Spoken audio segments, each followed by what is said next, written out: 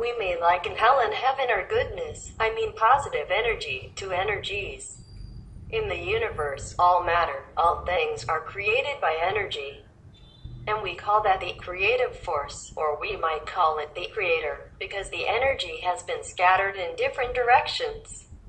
All the energy has now scattered all over the place in the universe and become different worlds and different beings. These beings will acquire their individual states of thinking, or levels of consciousness, and according to the inner reactions among each other, they will generate another kind of energy. This kind of energy we will divide into two categories. The first one we can call positive energy, or we say God nature, heavenly force, or Buddha nature. The second category we can name negative power, evil or dark force, or the opposite of goodness. Now, the goodness and the positive energy are side by side with the negative. Whenever any beings, be they diva, angelic beings, earthlings or worldly people, generate goodness, tolerance, loving compassion, and cooperation with each other, then this energy will be categorized as good, the God force, or positive power. And then the more we think good thoughts, the more the beings generate this kind of goodness, the more positive power we have in our atmosphere, in our world. Whenever we or any beings generate hatred, bad thoughts, or any kind of negative tendencies, actions, or speech, we add it to the negative storehouse of the atmosphere, which is what we call the evil force. This force will breed more hatred, more wars, and more disharmony in our world or in any world in which these people happen to reside. So that is the reason why we should always generate goodness in our thoughts and in our deeds. In thoughts, deeds, and what else? Speech, yes, to derive the goodness that we have sown. That is why in the Bible it is stated, as you sow, so shall you reap, and in the Buddhist scriptures, it is stated that if you do good deeds, you'll get good results. If you do bad, then you'll reap the results thereof. Most scriptures mention the same things. In order to reach heaven, it is logical. Now we know that we have to tune into goodness, to the positive part of the world. And the more we step into goodness, the nearer the goodness. The more we merge into this heavenly quality and the more we are near to heaven. The negative force may exist in our neighborhood, but it will not affect us. For example, we have lights in our house, neon lamps, and outside our house may be darkness, but when we step into our house and stay there, we can read, we can work, we can play, we can see our loved ones and all the surroundings. The darkness outside will not affect our light inside the house. So that is a very simple and a kind of basic explanation about good and evil, heaven and hell. If the negative power is very strong, then it creates a kind of very condensed atmosphere. Whoever happens to be drawn into it by his own or her own actions will experience the so-called hell, where the most intense agonies, repentance, and guilty feelings will torture them until they have paid off the bad thinking or deeds that they have done before. We can avoid that. We can avoid this stage of agony, which is called hell. If we turn to goodness now, there are two kinds of heavens. One is temporary and one is permanent. The so-called temporary heaven can be earned by doing good deeds, by avoiding evil, and by practicing religious penance, or believing in some religion or the God of your faith by prayers, reading scriptures, and trying to live accordingly as much as you can. Another kind of heaven, or kingdom, or what we call the ultimate kingdom of God, is the permanent, eternal, everlasting one that requires more effort and that requires the grace of the Almighty, the God nature, or the God within us. If gods and goddesses in heaven are supposed to be compassionate, why do they sometimes want to keep the souls from going to higher levels? Some, because they are lower gods. They're not fifth level. They're not fourth level. They're second, astral, or humans, world god. Actually, they don't keep it, in a way. It's not like that, no. It's the guardians of the gate of that world who keep you back there if you don't know the secret code to higher realms, or if you don't have enough merit, spiritual merit, or if you don't have the grace of the master. The guard of the gate will stop you. And like some people are initiated into a lower realm god and you vow to be devoted to that realm, to that God because you don't know a higher God. And so you are also stuck by your own vow, by your own devotion. It's not the gods that keep you. But anyway, it's a lower level God. But no God can do anything if we are upright, correct, and virtuous, and morally high. It's all our doing. This is just the Maya world anyway. And he thinks that he created this world, so of course he wants to keep you here, thinks that he can. It's just generally speaking. But he did not mean anything bad. It's just that he kind of loves it like this. This is a kind of not very high level love, more possessive love. But if we are initiated and we told these lower gods, or the gods that are created by the Maya, said that we study with so-and-so master, and now we want to go with this master to the 5th level. We don't want to stay in a lower level anymore. We thank them for all their help and teachings and love up to now, but now we want to go with the master to a higher level. Then they would let you go, and immediately. The moment you told them the name of the master that you presently study with 5th level master, then they would let you go immediately. You remember some time ago, we had an international retreat, and there was one of your sisters and the other one of your brothers in a similar situation, studying with another teacher before. So when they came to initiation in the Kuan Yin method, they could not go higher and they had a headache whenever they meditated and wanted to go up. So I told them, you should apologize. That now you want to leave the lower realm and go to a higher level and study with a master CHINGHAI. And then they let you go. But you have to thank them also for all they have done for you all this time up to now. Because if you go to the high school or college, you should not just forget to thank your kindergarten teacher or your primary teacher. Must be polite, humble, and grateful. Then everything will be okay. And then after they did that, what I told them, immediately everything went okay. They don't have any more headaches and they went up. In the high spiritual realm, if you want a kid, no problem. You don't need a husband like here. And nobody laughs at you because you don't have a husband. You just produce kids by yourself. Very simple. You sit there, you say, I want a kid. And you look down in the lower realm. You look in a lower realm. Because mostly, if you want a kid, you adopt from a lower realm so that he can be elevated. Just like here, we go to the orphanage and adopt a kid so that he can have a better life with us in the family. Of course, you can adopt kids from a mother, too, from the mother who doesn't want to take care, who is not able to take care because of her situation or inconvenience, or because of reputation or whatever. So then you just adopt them, yeah? In the higher realm, you look down into a little lower realm. You see which one you like, which soul is available and you like. And then you ask that soul whether he likes to come up to be your kid. And if he's okay, you just sit there and the kid will come up to you, in the light, in the center of the light. All your family members sit together and concentrate, and there has to be the center of the light in the middle, and the kid will be born in that light, come to your family just like that. Immediately. Yeah, probably some light will look like a lotus, things like that, and the kid will be born out of it. And then he becomes your family member immediately. And his spiritual status is immediately also elevated. It's just like you are adopted by a noble family, or a president even, then you become the president's kid. You become the first kid. No matter where you came from or what kind of background you had. It's like that. Cute master, when animals go to heaven, do they keep their animal form or can they have a different form? And if they have a choice, then why would some souls choose to have an animal form in heaven if the human form is considered more privileged? Some, no, in heaven, the human form is not so much useful like here. Human form is also an ethereal form, it is no form. Not very solid form. The animals, some of them are created just to, like, decorate. And some can choose to retain that form.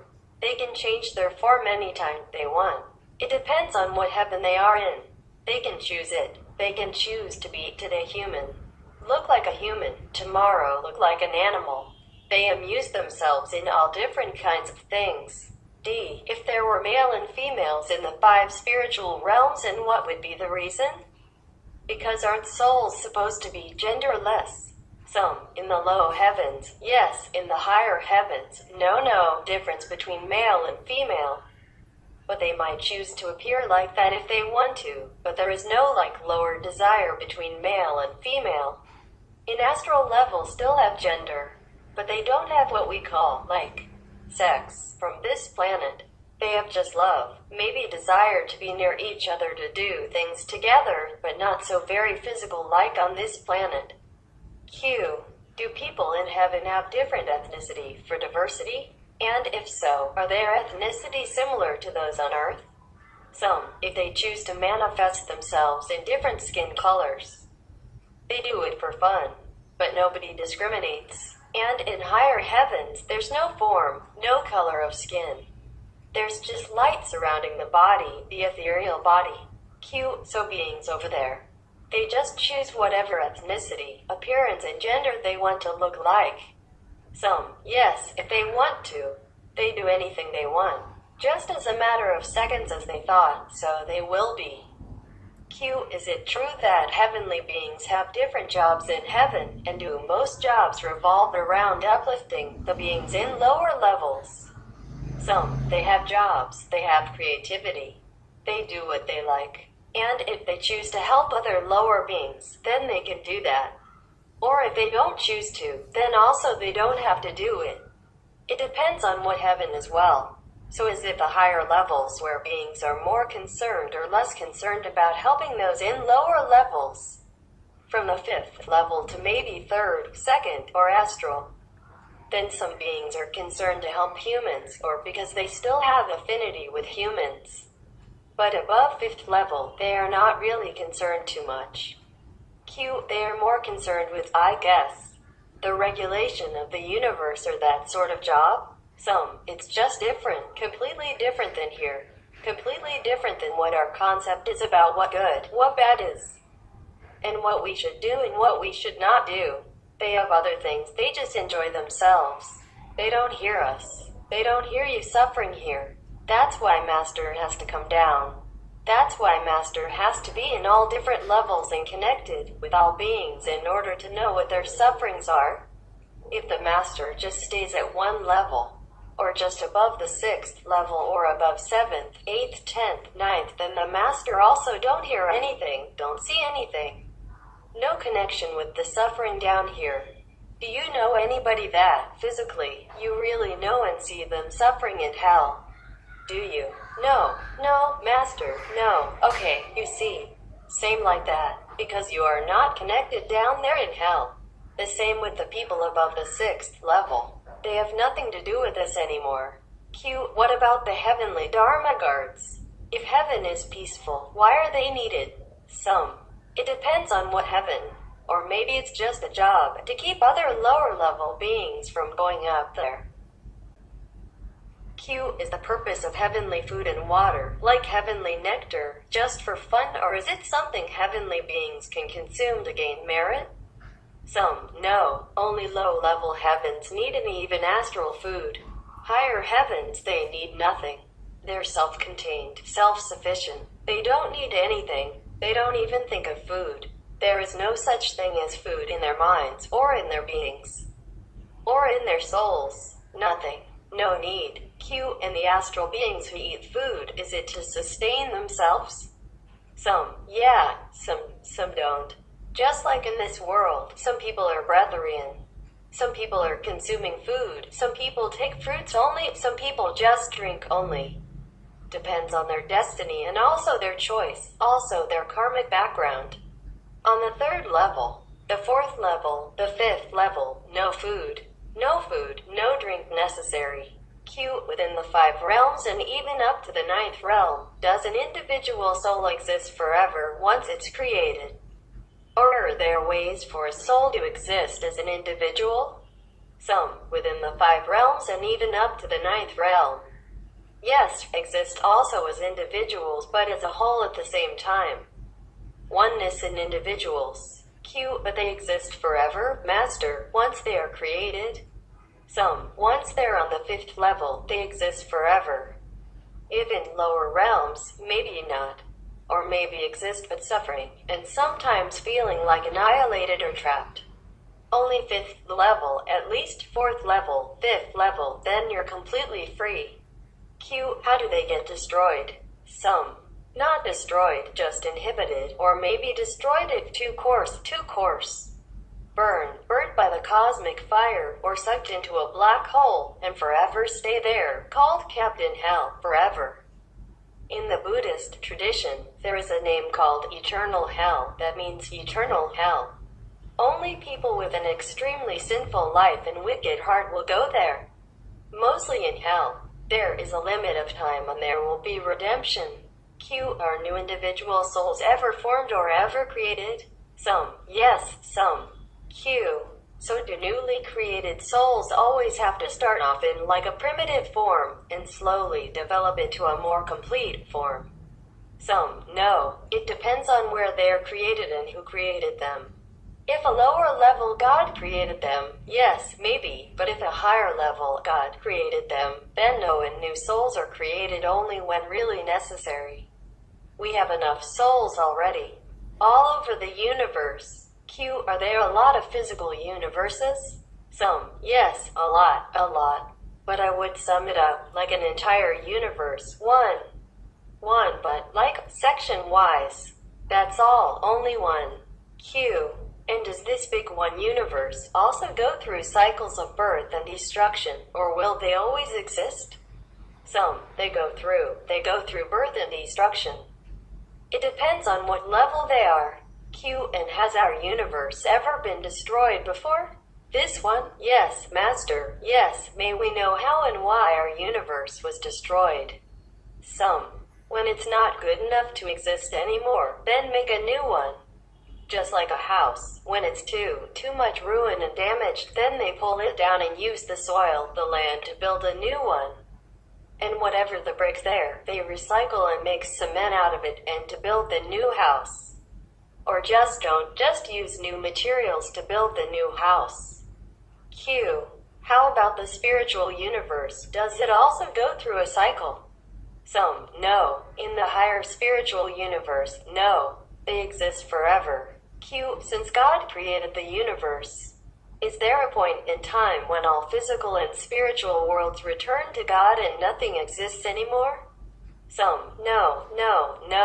It's not like that. There are some that are coarse and some are fine. The fine ones will stay there forever already with God and never leave God. Depending on how coarse, they have to be recycled, re-screened and all that. And the lower, coarse universes are not created by God. It's the leftover and created like second hand, third hand, fifth hand from a lower level of energy. Today I'm going to answer the following questions for you. Why are some children bright while some are not as smart? Why are some people born talented and some are not? When we pray in our hearts for something, sometimes it's useful and not necessarily useless. If we pray very sincerely, our prayers will be realized whether we practice the Kuan Yin method or not. As for you who are practicing the Kuan Yin method, I have told you how to pray. Pray for the highest rather than selfish, secular things. Only then will you receive superior blessings. For instance, you may pray for liberation from birth and death. Pray that Master will help you to meditate persistently and diligently every day and to endure this world while waiting for your time to come so that you can go home. You should not pray for such things as becoming a genius or the best scientist or the most famous doctor. However, some people outside do pray for such things. Even children pray for them. They pray that they can enter a good school, become the smartest student, graduate smoothly, and so on.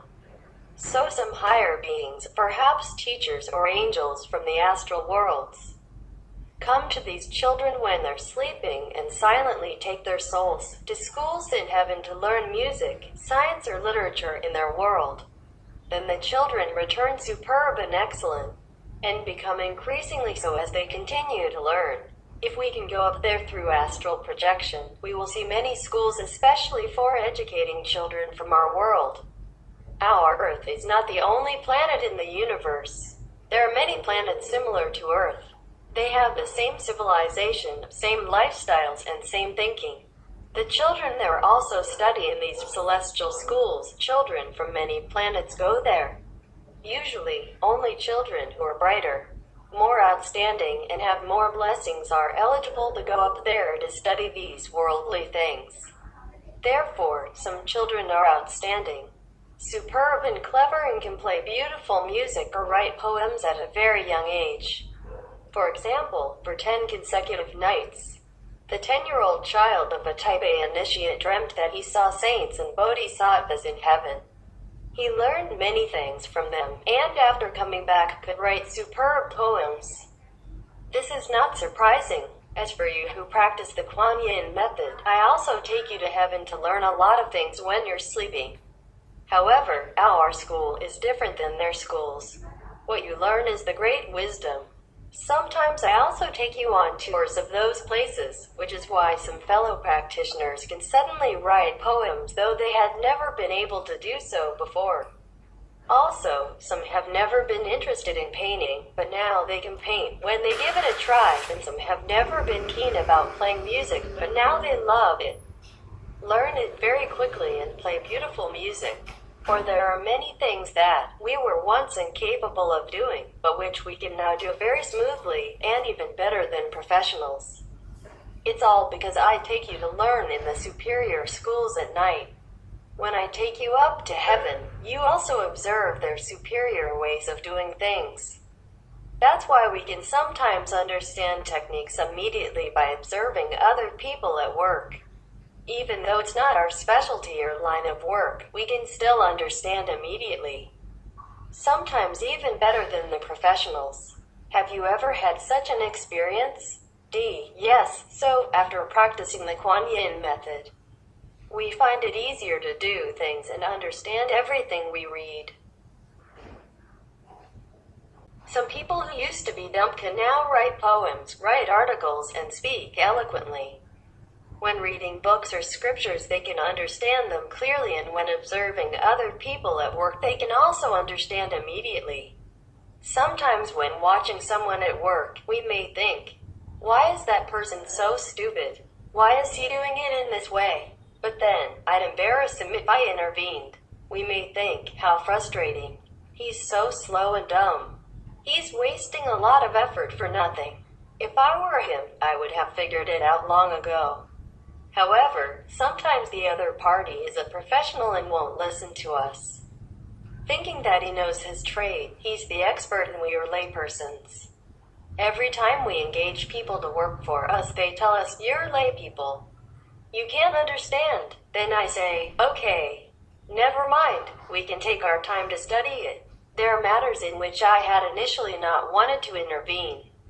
However, when it concerns our fellow practitioners and their spiritual practice, I have to intervene and say, that's not the way to do it. You should do it this way. On some occasions, I have to do it personally, and then it's somehow improved. There have been many such incidents. So we have to observe people's progress in spiritual practice before we can really tell who the true experts are. If you are already an expert in a certain field, you can do things even better and smoother after practicing Kuan Yin method. If you are non-professional, when you attempt to do something new, you can still do it. Go home and give it a try. Try doing something you have never done before, and you'll find that the condition has changed. In the higher world, we do not need to communicate in words at all. We radiate magnetic waves and others can receive them. Language is just a form of magnetic waves or a kind of vibration. After we get used to listening to this kind of vibration, we will know what others are saying, mountains or water. If we receive another kind of systematic training, we are able to communicate with magnetic waves instead of any kind of language. It is like all the world uses the same language. And when we think about something, others are able to receive. Because thinking is a kind of force, radiating its wavelength to others like a magnetic wave. They will receive and understand it. Sometimes you say that no matter where the Master is, she will answer our prayers. A lot of people have told me about their experiences like this. Most of them are fellow initiates. However, many non-initiates have also experienced this. It is not that I have a radio here and overhear what you think about inside. Instead, we have another kind of magnetic wave communication system, so we know others' thinking.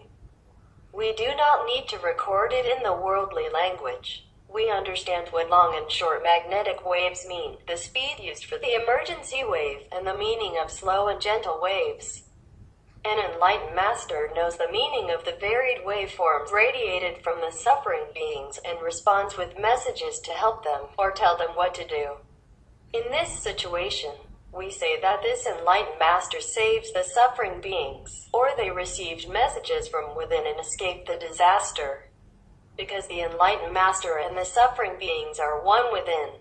They have the same kind of vibration inside, even though they have not found their own real selves. However, the enlightened master knows how to communicate with the real selves of the suffering beings, tells them how to overcome their crises. They receive helping messages, just like we receive messages from the radio. Enter the United Planets Network. That is why we need to practice the Kuan Yin method. The Buddhist Sutra mentioned that. The Buddha speaks a kind of language understood by all sentient beings. We use magnetic waves, vibrations, or passwords to communicate. There is only one language in the universe. Whoever understands this password knows how to receive and radiate it can communicate with the whole universe. The universe is like a network, and each planet is related to the other. If we can enter the network system of the United Planets, we know everything.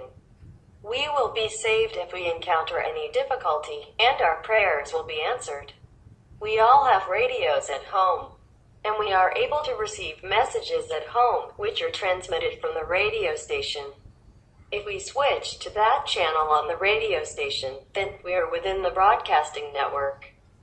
If you do not have a radio at home, you cannot receive anything, even though the radio station is next to you. The highest bi-directional communication system, similar to this. The practitioner is the one who enters the system in which all beings are one.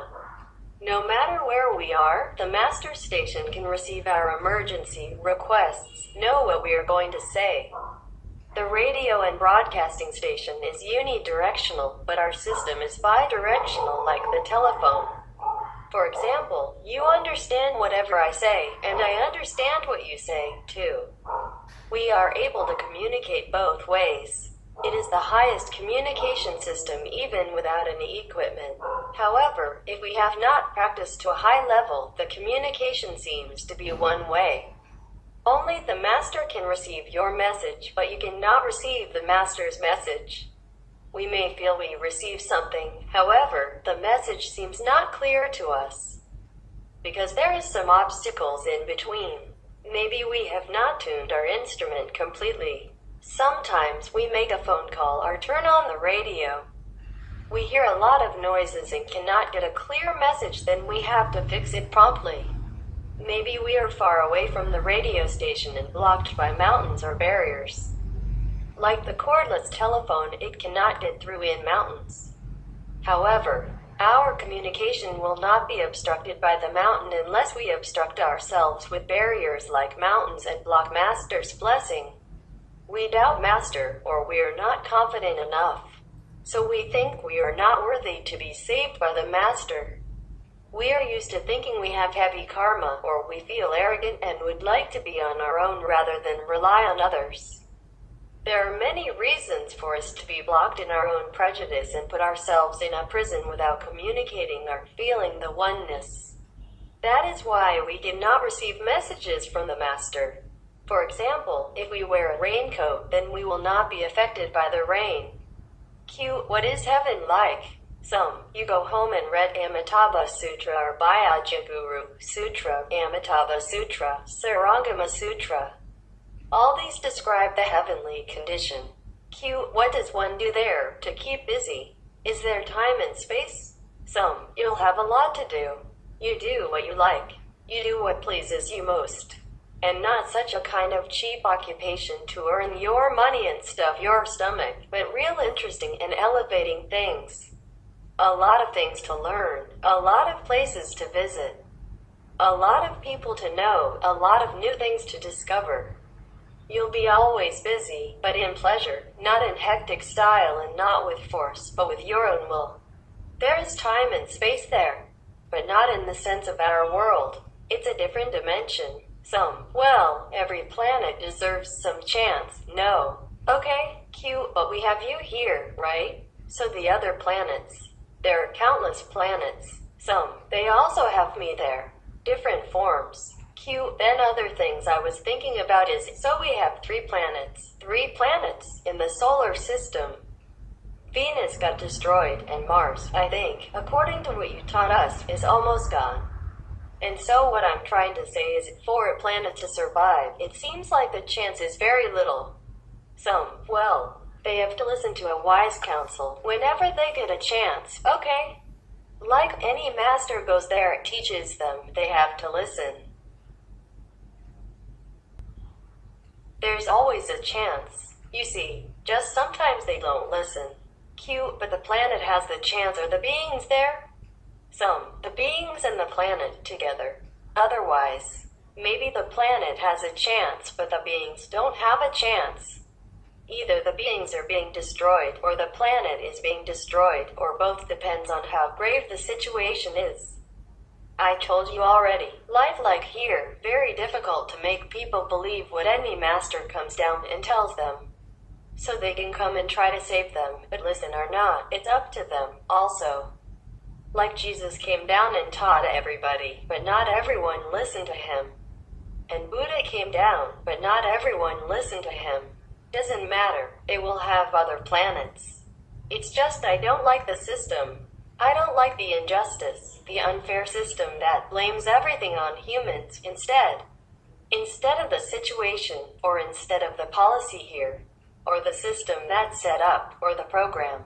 So, if we can prolong this planet, then people can have more chance to redeem their mistakes and to rebuild their lives in the planet.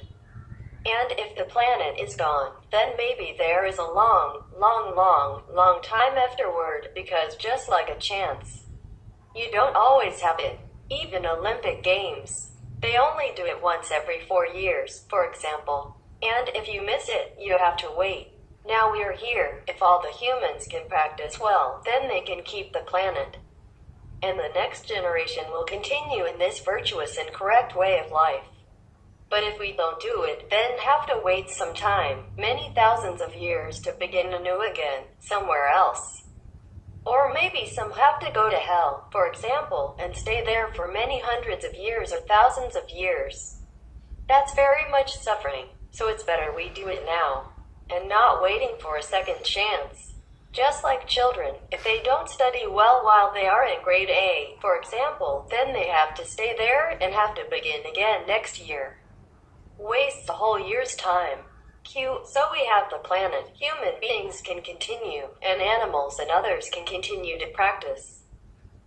Yes, and to receive the blessing. To receive the blessing while they have the chance now. Once they are condemned already and sent to hell or elsewhere, the verdict is difficult to overturn. Understand, Master? When did the destruction of Venus happen? Did it take place before the disaster of Mars? That was billions of years ago, long before Mars. Therefore, no Venus person was there for me to contact. That's why it took a longer time for me also to get all the answers for you. You see, the answers came not from Venus. All the answers that you get right now did not come from Venus itself, did not come from this hot planet. And of course, less from the Venus that disappeared, Venus 4, I will call it. In my vision, it's just number 4. For these answers, I had to ask the Mars people. The Mars elderly helped me to get some answers. And then the other more profound answers came not from Mars even. Because Mars people cannot tell everything. So, some of the questions were answered by Mars elderly, but most of the answers I told you, even for the disappeared Venus and all that, came from another source of information.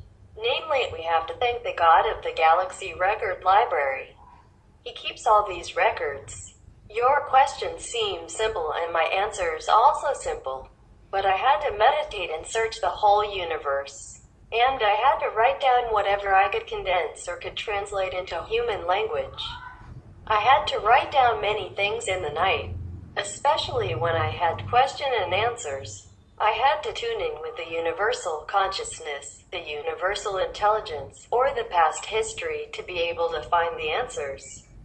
And I had to write in the darkness with a small flashlight because I didn't want to break my concentration and connection, you see. And sometimes it's not always very pleasant to the eyes. Because sometimes when I get it, I cannot try to get my eyeglasses or anything like that. I have to do it quickly. See, sometimes I scribbled around. I couldn't even read my own writing sometimes.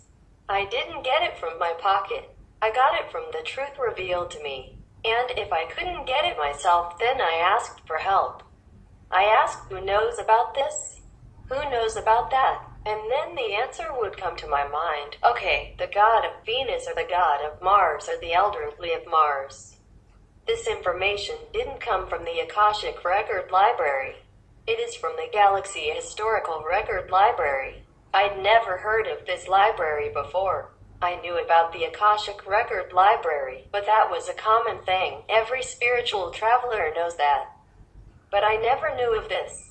They record all the planetary survival and lives in the parish and new forms and all that in that library. And no one is allowed to go in, that is the thing.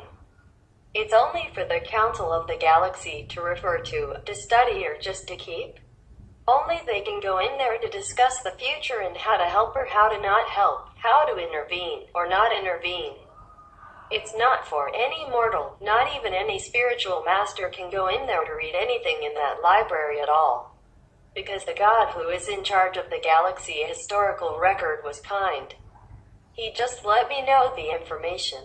So we have to thank him. Her, it's a her, sorry. It's a beautiful goddess, very kind, gentle, helpful. I also did not know this before. Thanks to your question and your earnest inside request that I was able to contact this goddess, otherwise I did not even think about that. I did not think about that. No one can go in there. But she gives me information and that is enough for us. I'm very grateful to her, the goddess. Actually, they don't care about God or goddess. Just looks so beautiful. I think it's a she. I'm glad you asked these questions also, otherwise I would not know the existence of the Galaxy Historical Record Library, and I would not be able to know this beautiful goddess.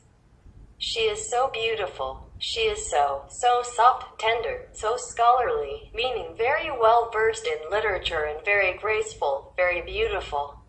Her hair is shining like sunlight. You see the hair. But then you don't see the hair, and the body is so tall and huge but so loving, so tender and so sweet, so loving. My God, you would like to stay there forever just to look at her. So beautiful, beautiful, beautiful, and so generous, so kind, so hospitable to me. So we are really lucky that the goddess is in charge of this galaxy, our galaxy only. I didn't dare venture too far. I'd be spending all my time writing under a flashlight. We don't have to know everything about the universe. All we have to know is how to live in the universe. We have to know love. We have to know mercy. We have to know compassion for others. Put others before us. Just think of what they want, just like if we were them. We have to consider others in love. And that is the best knowledge for everyone, to live in any dimension in this beautiful, incredible, unfathomable universe. So, if we can know some more things, it's fine. If not, we have to know love. That's all we need to know. Love will enable us to know many more things, whatever we need to know. Are there such worlds, like physical worlds, where people are all a very high level, say all the people are at the 5th level? Do they still have physical bodies at that point? Some. Oh, they do. But there is no planet which has only such. Not all the physical planets have all 5th level like that. That is on the true planet, spiritual planet, which is called Sat-Khan. It means the true home. That's the home of the master. And those people up there are all 5th level. But 5th, low 5th, middle 5th, and high 5th, and super 5th. And in that kind of planet, you don't have a body anymore. Of course, you don't have desire or anything. And suppose a physical planet like this, and all people have become initiated, or many, or almost, then it becomes a better place. There will be less war, or no more war at all, no more killing of animals. Everyone will love and share with each other love, affection, and possessions. And then we will have a happier life, less unfortunate people, less or no homeless people, less or no hungry kids, less or no disease at all. And animals will be protected, no more flesh eaters, only vegetarians or vegans.